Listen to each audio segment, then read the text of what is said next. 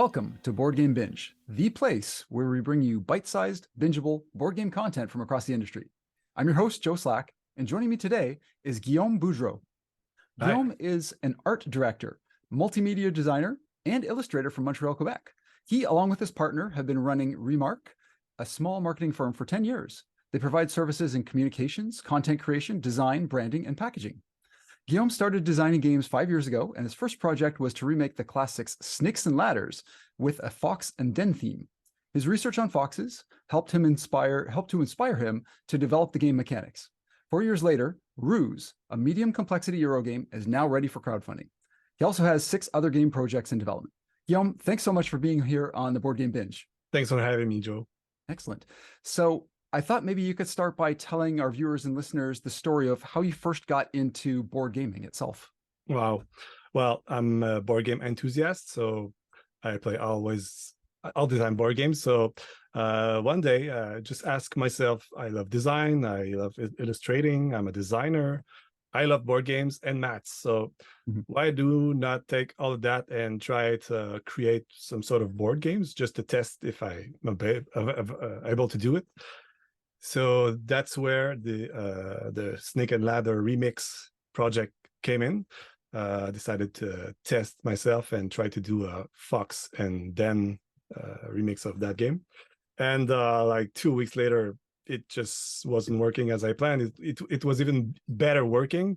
It became like a big complex game, and I had all sorts of ideas, and it all exploded. So that's pretty much the beginning. That's kind of a common thing amongst game designers. When we start out, we just want to throw everything in the kitchen sink in there and just wind up making something that's way too complex and have to trim it way down. And I'm sure that was your experience when you were creating Ruse as well. Yeah, so much trimming. Actually, the game was like twice complex as it is back then. So now it's a more concise game and more balanced and less complex. Awesome.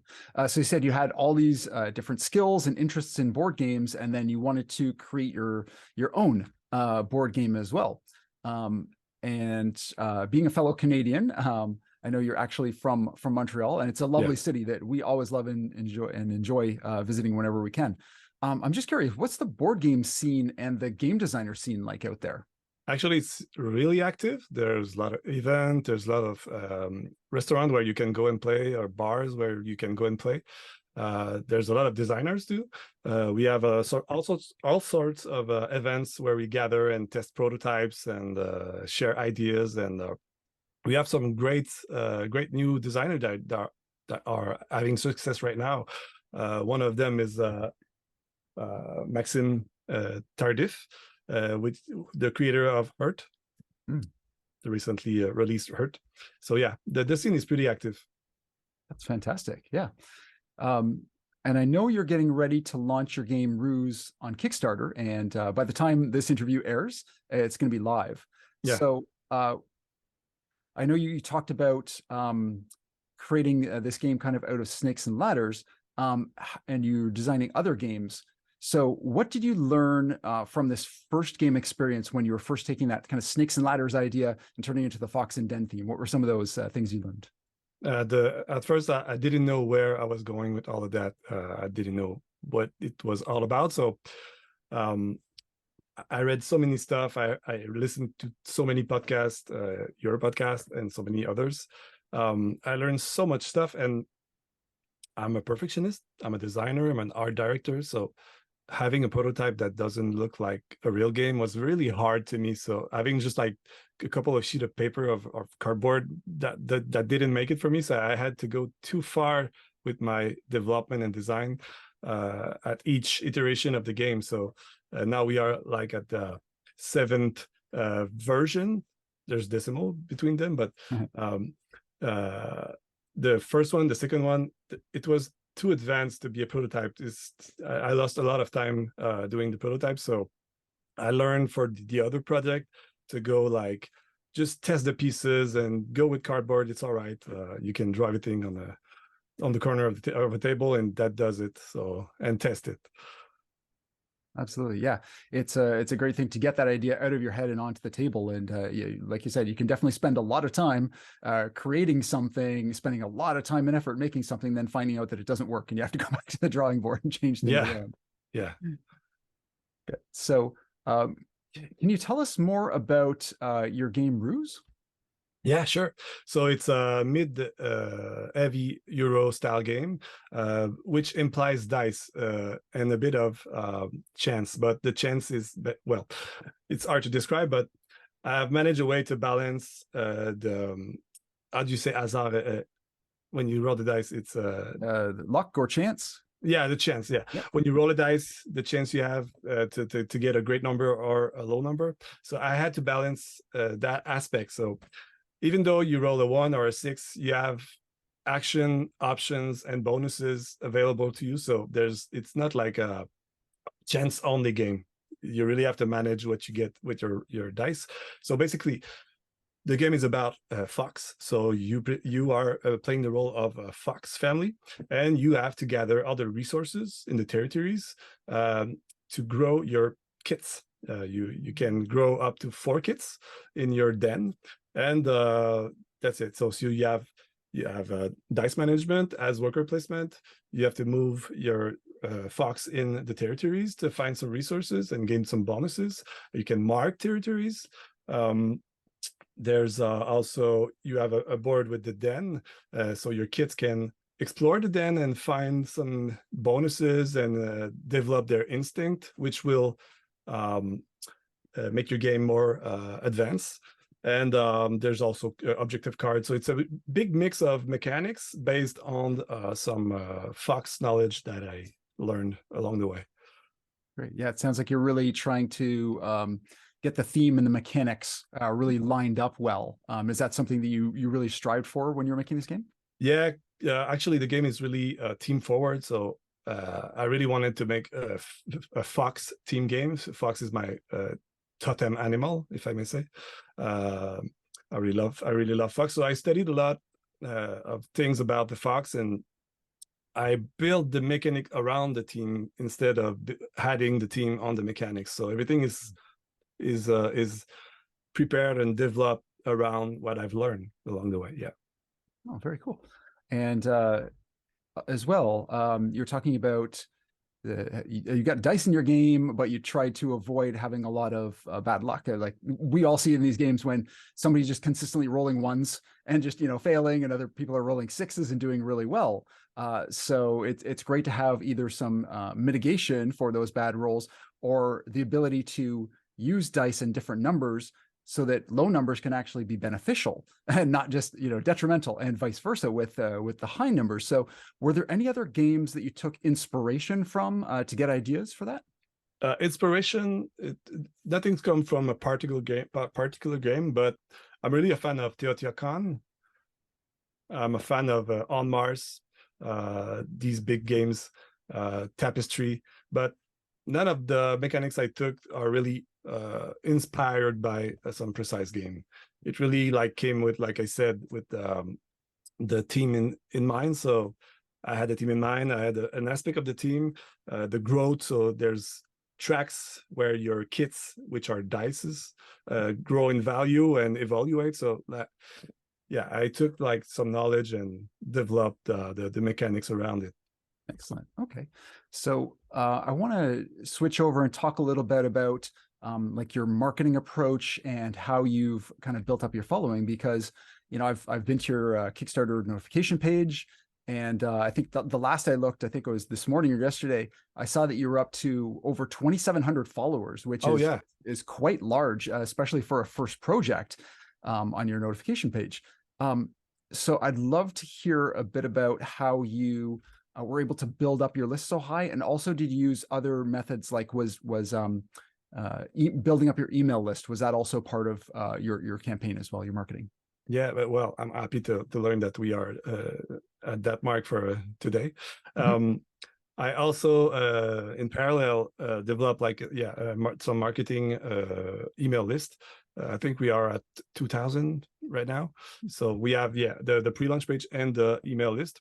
But yeah, the main thing was being active in the communities, mostly on Facebook, talking with other designers, asking questions, exchanging ideas.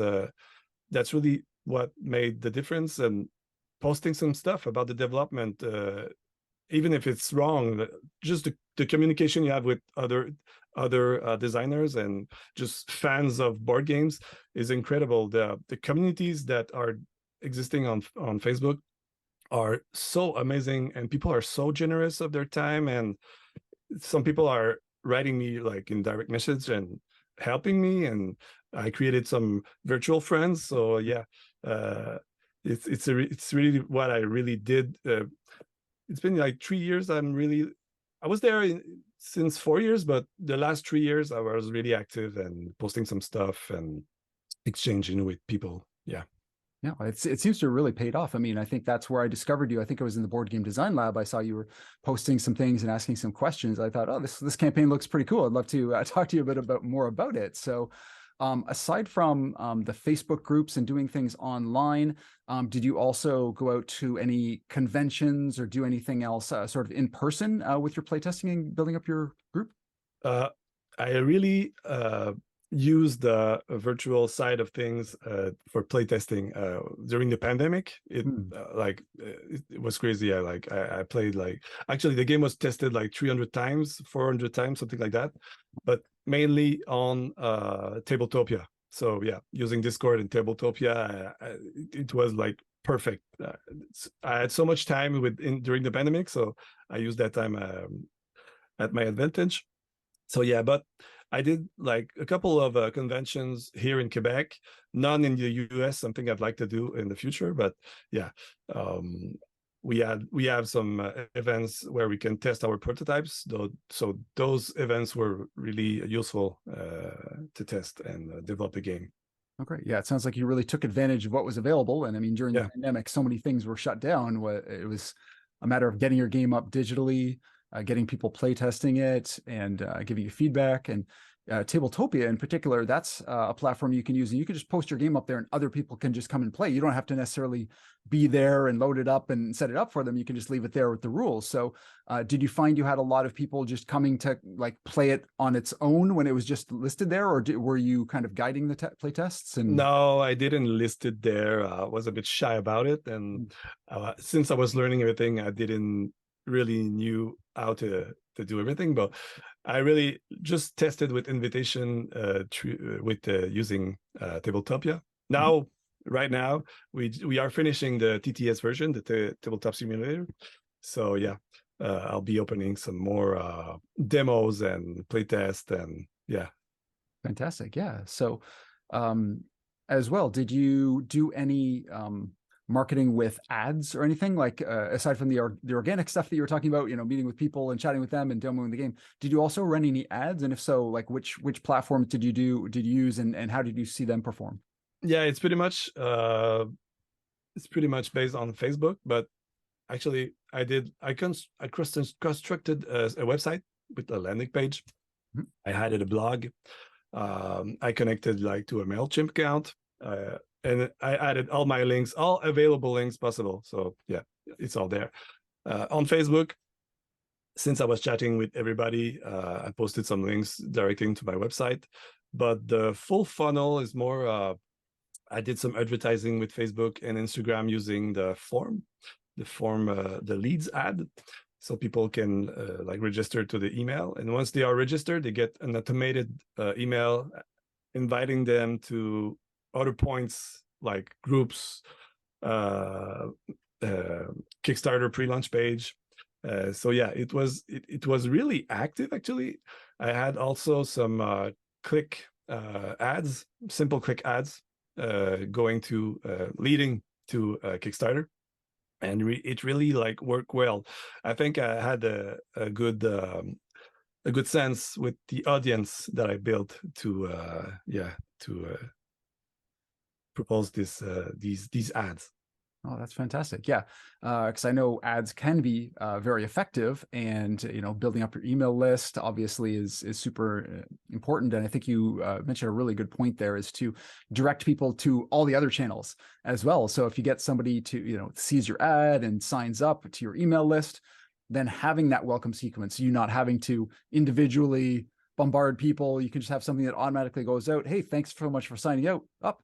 We also have our Kickstarter notification page, so you can go here and find out, exactly when it launches. You'll be like the first to be notified. Oh, we also, if you want to talk more about it or hear more about it, you can go to this Facebook group, et cetera, et cetera. Yeah, and I do sometimes, not each week, but I try to do so. I send some newsletter and I ask people some questions. I do some surveys. I present some new stuff, some new components. I ask for help. People are following you for your project. They have an interest. So yeah, why not? Why not asking them, since they are going to play your game eventually? Yeah, I think that's also a good way to really win some people over too. If you're asking for something or somebody suggests something and then they see that you've used that in your game, you're gonna be like, oh wow, he actually listened to me and he put that in there. They're gonna want to buy the game, of course, because they have a part in it.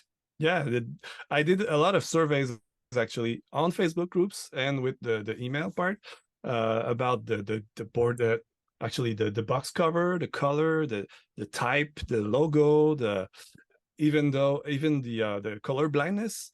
I did some tests with some people. Some people were writing me in a private message, yeah, this is perfect, go with this one. So they are colorblind, they know what they're talking about. Listen to them and use what they say. It's just better for your game. Yeah, I know I've definitely been overwhelmed by people willing to help. I've had people on previous campaigns reach out and say, oh, I see you're going to be doing like a custom meeple. I'd love to design one for you. Of course, cool, that's awesome. Or people are just jump up and say, oh, I'd love to see this game translated into this other language. Would you be interested in doing that? And all I want is a copy of the game. Absolutely. Some people will just be just so willing to help and just want to help you succeed even further, which is always amazing to see. Yeah, and in the other side, I do the same. I write to people about their games. I try to go and playtest them with them online, helping them, giving them some comments and encouragement. Yeah, it's reciprocity. You're doing something for them, they're going to want to do something for you, and not that you're doing it intentionally to get something back, but it's just naturally happens. You help somebody, they want to give something back. Hey, and what do you know? It's you're playing board games with other people. It's perfect. It's fun, and you're having a good time, right? It's the better of both worlds.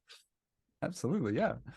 Now I know before the interview as well, we were talking about Ruse, and we were talking about how you've done everything for this game. Like you said, you've done the game design, the marketing, you even did the art and the graphic design behind it all. Can you tell us about how that experience was, trying to do all that yourself?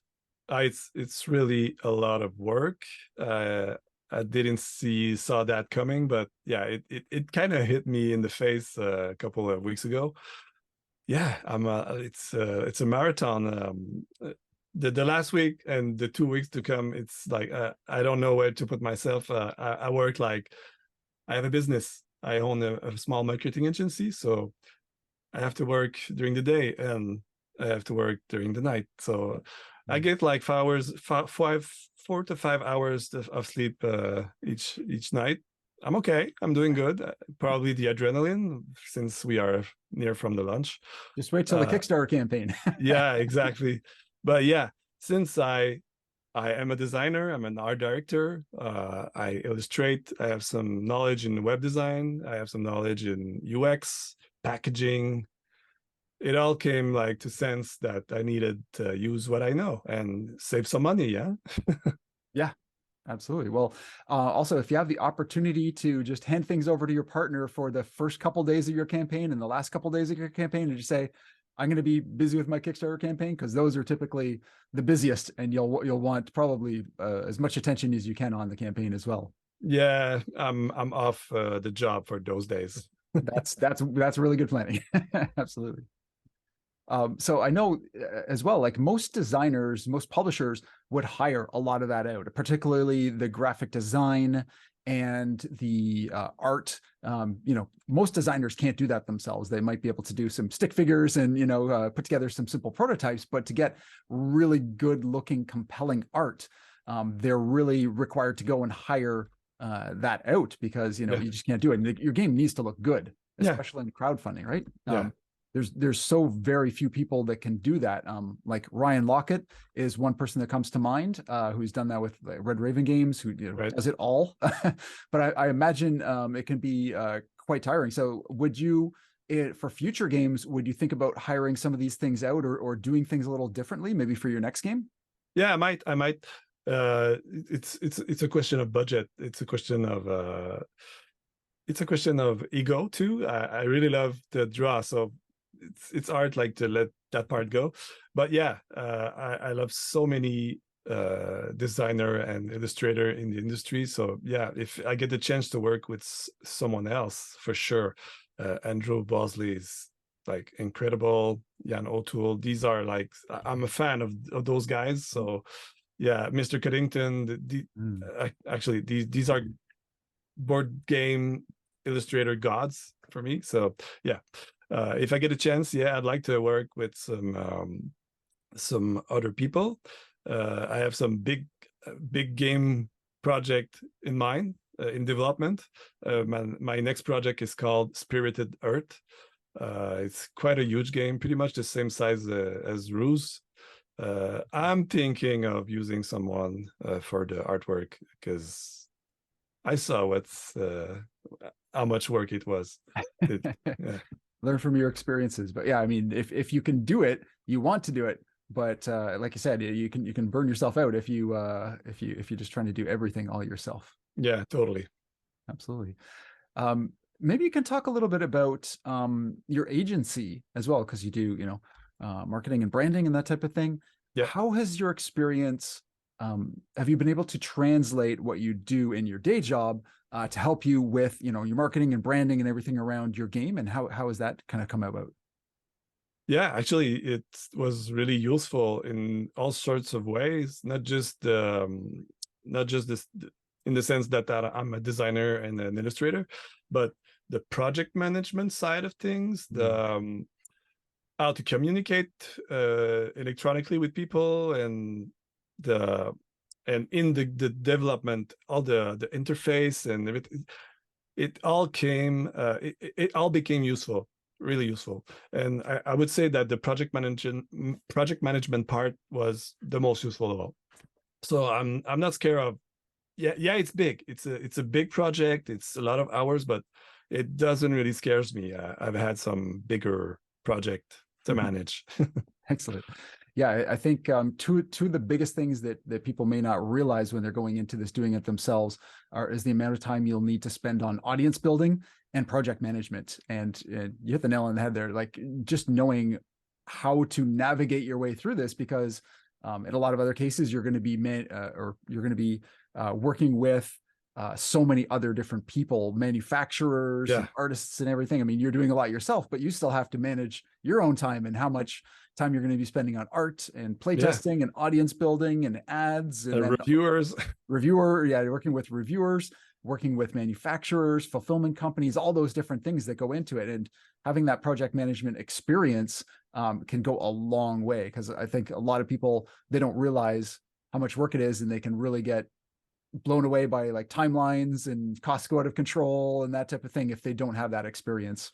Yeah, exactly. I have a lot of Excel document always open on my computer.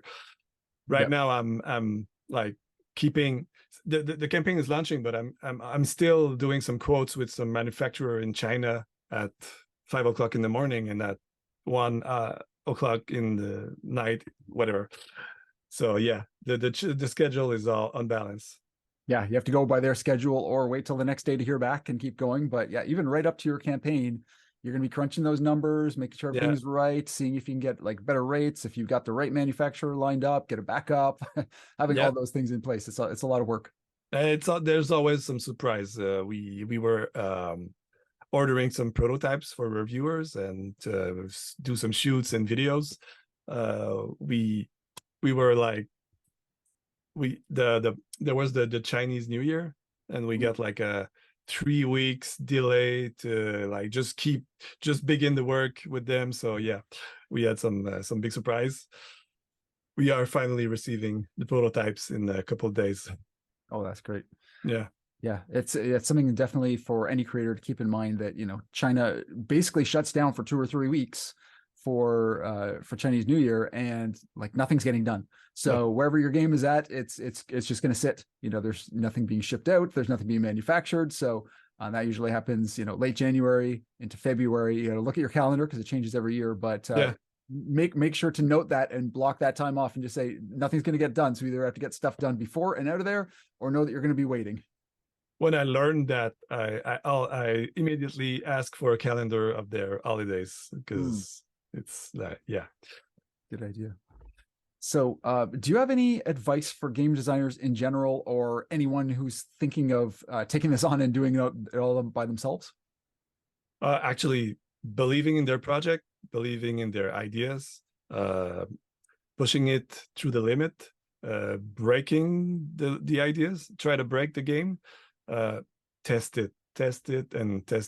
We always hear that, but it's so true. You need to test it and talk about it. Let people say what they think about your game. Take the comments, apply the comments or not, but take it. Just don't argue. That's pretty much what I would say. And if you feel you're passionate about your project, just keep doing it.